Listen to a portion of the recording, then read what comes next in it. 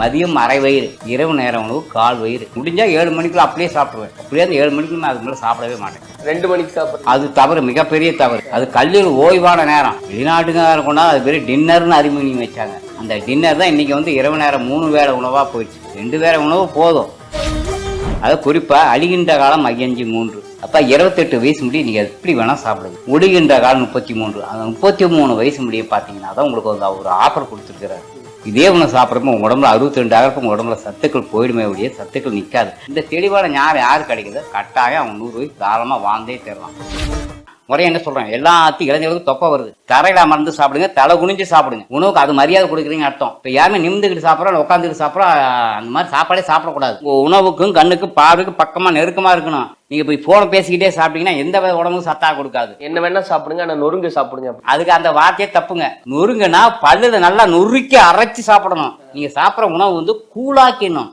எவ்வளவு ஹெவி உணவு உடம்புல பல்லுல கூழாக்கி அதுக்கப்புறம் தான் உள்ள தரணும். அதுவே தான் நொறுங்க தின்னா 100 ஆயிசே ஒழிய நொறுங்க திங்கிறது அந்த நொறுங்கு வேற இந்த நொறுங்கு வேற. அந்த காலத்தை பாருங்க, அந்த காலத்து கல்யாணத்துல பாத்தீங்கன்னா பந்தி பாயின்னு ஒண்ணு போடுவாங்க. பந்தி பாய் உட்காந்து தரையில உட்காந்து சாப்பிடுவான். பரிமாறும் போது குனிஞ்சு தான் பரிமாறும். அப்ப பரிமாறும் குனிஞ்சு படிஞ்சா தொப்பை கிடையாது, சாப்பிட்டோம்னு குனிஞ்சு சாப்பிட்டா தொப்பை கிடையாது. இது இன்னும் பழைய காலத்து போட்டீங்கன்னா பழைய எம்ஜிஆர் படத்தெல்லாம் பாருங்க, பழக மேல உட்காந்து சாப்பிடுவாங்க. அப்போ உங்க ஒசர டிஸ்டன்ஸ் சாப்பிட்டு குமிஞ்சு சாப்பிட்றப்ப பாத்தீங்கன்னா இன்னும் இறப்பு உள்ளுக்குள்ள போயிடும். என்னைக்கு சேர் வந்துச்சோ அன்னைக்கு தொப்பை வர ஆரம்பிச்சு. விதிமுறைகளை வச்சுதான் நம்ம உணவு முறை கலாச்சாரத்தை கொண்டு வந்தான். உலகத்துக்கே ஆரோக்கியத்தை கற்றுக் கொடுத்துவன் தமிழை. நீ உலகத்துக்கு இப்படி நோயாளி ஆகிட்டு. ஒரு வகை பசியும் ஓவா பிணியும் செருக்குள் ஏவது சேராது இயல்வது நாடுனாரு. யாருக்கெல்லாம் ஒரு பசியும் நோய் இல்லாத நாடு அதுதான் நல்ல நாடுனாங்க. அது அப்படிதான் இருந்துச்சு. தமிழ்நாடு எல்லாமே மாறிடுச்சு. திருமூலன ஒரு பாட்டை பாடுறாரு. கூறுவேன் தேகமது என்னவென்றால் குருபரனை எலும்புதனை காளாய் நாட்டி மாறுபாடா எலும்புக்குள் துவாரமிட்டு வன்மையுடன் நரம்பினால் ஒழித்து கட்டி தேறுதலாய் ரத்தமதை உள்ளே ஊற்றி தேற்றமுடன் அதன் மேலே தோலை மூடி ஆறுதலாய் வாயுதனை உள்ளடக்கி அப்பனே தேகமன கூர்ந்தாச்சேனர். கேடே எடுக்கல. அந்த காலத்துல எப்படி கண்டுபிடிச்சாங்க? உங்களுக்கு எத்தனை நாடி நரம்பு இருக்கு, எங்க ரத்த ஊட்ட எப்படி ஊட்டுறாரு, எப்படி செஞ்சாங்க, அத்தனை டீட்டெயில்ஸ் இருக்கு. இப்போ சில பொருட்களுக்கு வந்து தமிழ்ல பெயர் கொடுக்கும் போதே அதனுடைய மருத்துவ குணத்தை மையப்படுத்தி கொடுக்குறாங்க. சீரகம்னா அகத்தை சீர் செய்யக்கூடியது சீரகம். அந்த மாதிரி என்ன பெயர்கள்லாம் உண்டுங்க?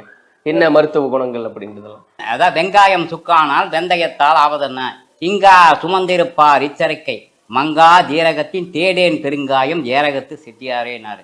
சீரான அகத்தை வந்து சீரகம் தெரிஞ்சுக்கிறீங்க. பெரும் காயம்னா இந்த உடம்பு தான் காயம். இந்த பெரும் காயத்தை நீ எப்படி காப்பாற்ற போறேங்கிறாரு. ஜீரகம் சாப்பிட்டா சீரான அகம் கிடைச்சோம் அந்த உடம்பு நல்லாவே இருக்கும்.